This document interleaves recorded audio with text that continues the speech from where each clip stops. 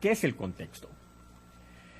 Hay dos tipos de contexto, el contexto inmediato y el contexto general. El contexto inmediato es aquello que está dicho antes o después, ahí en la misma página, en la misma sección, no cambia de tema. Ese tema está definido en esa sección y los versículos anteriores le están diciendo a la persona de qué es lo que se está hablando. El contexto inmediato es el que se encuentra inmediatamente antes o después del pasaje que está en cuestión. Por ejemplo, el versículo de Mateo 6, 22 y 23. Dice, la lámpara del cuerpo es el ojo. Así que si tu ojo es bueno, todo tu cuerpo estará lleno de luz. Pero si tu ojo es maligno, todo tu cuerpo estará en tinieblas. Así que si la luz que hay en ti es tinieblas, ¿cuántas no serán las mismas tinieblas? Y podría ser que alguien haya escuchado mensajes sobre este tema que hablen de no ver nada que sea malo, y tiene razón. Hay mucho de eso y hay beneficio en no ver las cosas que no se deben ver. Pero no es eso lo que el pasaje está diciendo.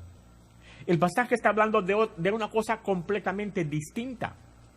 ¿Cómo lo sabemos? ¿Cómo podemos ver nosotros cuál es la intención de Yeshua cuando está diciendo un versículo que si tu ojo es malo, si tu ojo es bueno, todo tu cuerpo está lleno de luz?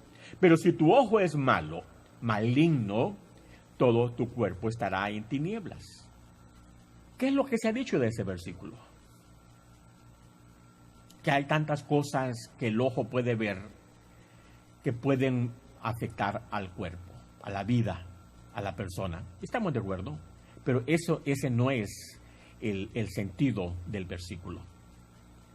Este pasaje, hablando de lo que uno ve, no está sirviendo al contexto, al tema que Yeshua está señalando.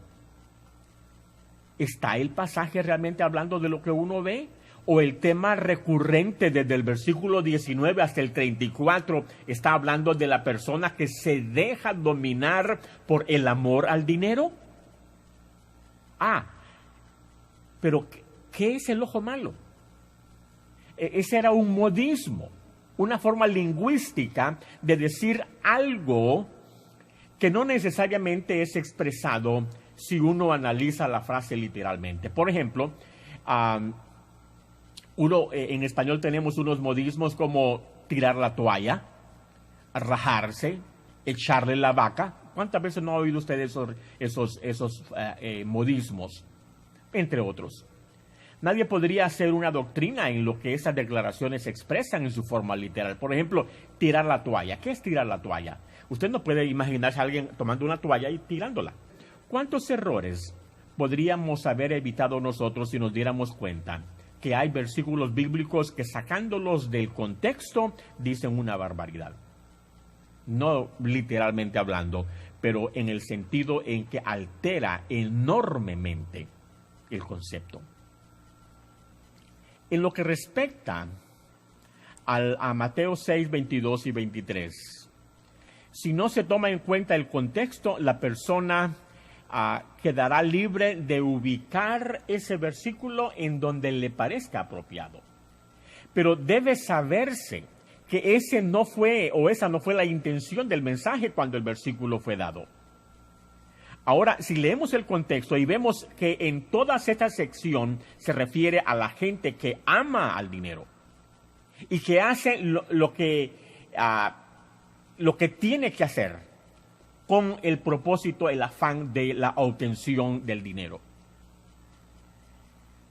Eso le hace a la persona codiciosa y hasta mezquino. Entonces el versículo al que nos referimos cobra otra vigencia.